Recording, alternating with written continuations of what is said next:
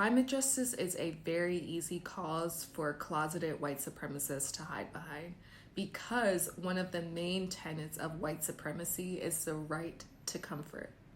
Many climate activists under this lens are seeking their own comfort rather than genuine, equitable environmental justice for all groups of people.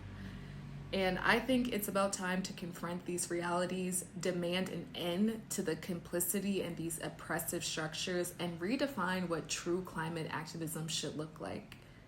Our fight for the environment must be inclusive, and I don't mean surface level inclusive.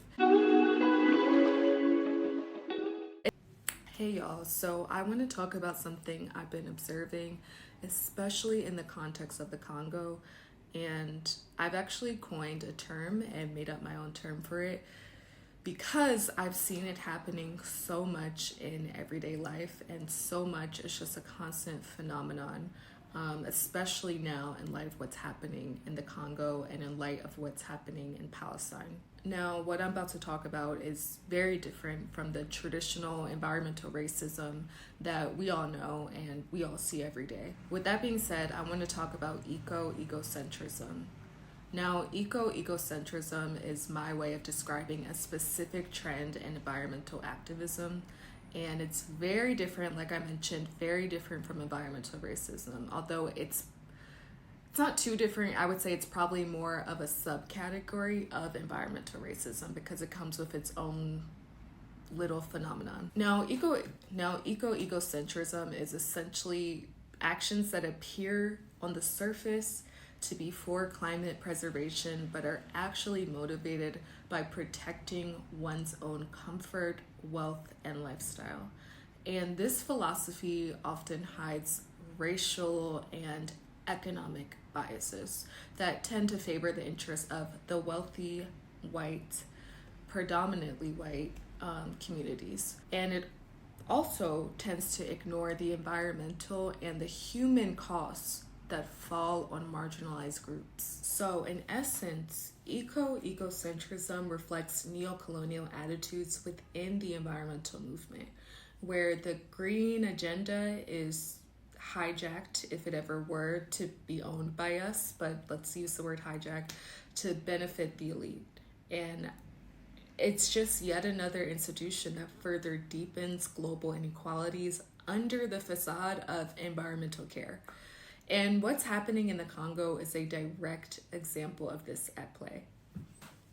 So before I get into how we're seeing this in the Congo, I just want to explain what this is a little bit more. So eco-egocentrism is essentially just my way of describing a philosophy where environmental actions, ostensibly under the banner of climate activism, fundamentally motivated by the protection and preservation of one's own comfort, wealth, and way of life.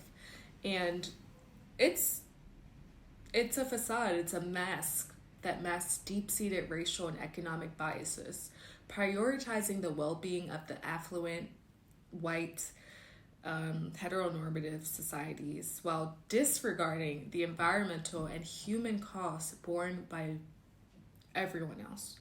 Eco-egocentrism is a reflection of neo-colonial attitudes in environmentalism, and it's where the green movement is co-opted to serve the interests of the privileged, and it perpetuates years of systemic global inequalities under the guise and under the facade, again, of environmental stewardship. So let's bring this to the Congo.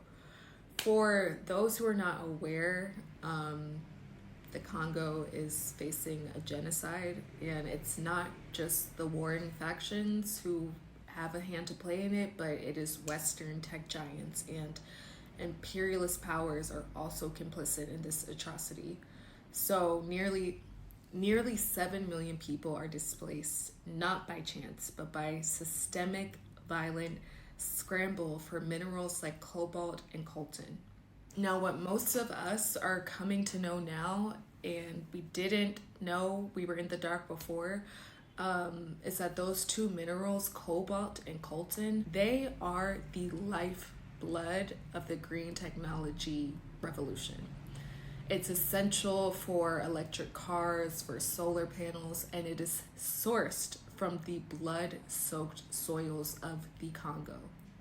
So let's be clear, this is not just a humanitarian crisis, this is a deliberate stripping away of human rights, and it's a genocide for the sake of a green revolution. And Congolese communities are being trampled under the boots of multinational corporations and their military accomplices. Congolese people are being forced from their homes. Their settlements are being burned to the ground to make way for mines. This is neocolonialism in the most brutal form. And Western companies are essentially in a corrupt dance with the Congolese elite to continue a legacy of exploitation that echoes the darkest days of colonialism. And I wouldn't even say echoes, we are in the dark days of colonialism. Now, how this relates back to eco-egocentrism. So Elon Musk and Tesla are monopolizing the Congo's cobalt, and they are not just securing their supply chain, they are actively reinforcing a system that thrives on violence and exploitation.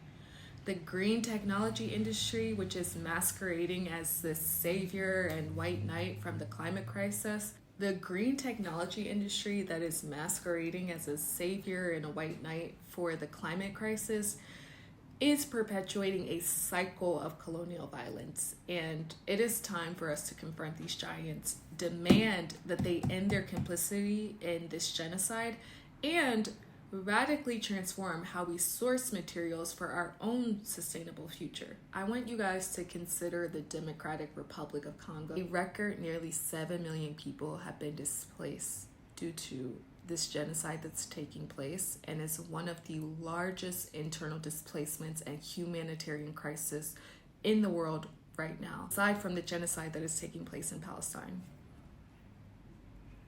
This is a clear example of the devastating human cost that is often ignored by those who practice eco-egocentrism.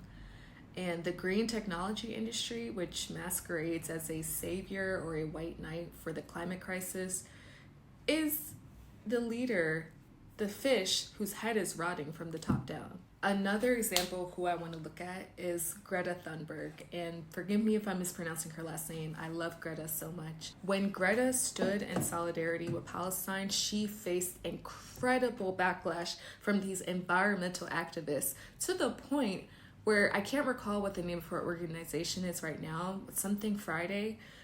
They dropped her from the organization as the face of the environmental movement because she spoke up against genocide and said that they did not want to conflate politics. Again, they used the word politics. They didn't want to conflate that with environmentalism. I want that to sink in. I just want you guys to repeat that phrase over in your head again, because this is the core of egocentrism. That exact reaction exposes how many in the climate justice community, despite their claims, are influenced by racial biases and, again, perpetuate environmental racism. So the moment that Greta aligned with a cause outside of the mainstream, safe climate narrative, she was turned on by many who previously supported her. And I think that's a good example of egocentrism, because it often thrives and manifests as a not in my backyard approach. It's inherently about owning the world. It's about ensuring that their own environment remains untouched, while being completely indifferent to the pollution and destruction of the world everywhere else. Again, the not in my backyard. This mindset prioritizes saving ice caps, let's use ice caps, for the sake of their own descendants, disregarding the immediate suffering of marginalized populations.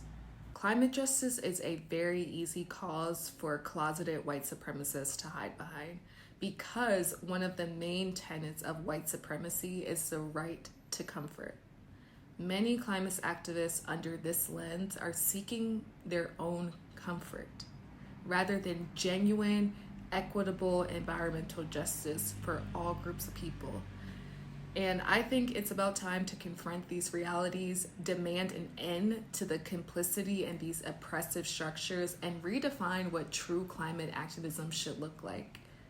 Our fight for the environment must be inclusive, and I don't mean surface level inclusive. It's time to acknowledge and actively work against the deep-seated prejudices that have long influenced this movement and are pretty much ingrained in the fabrics of this movement.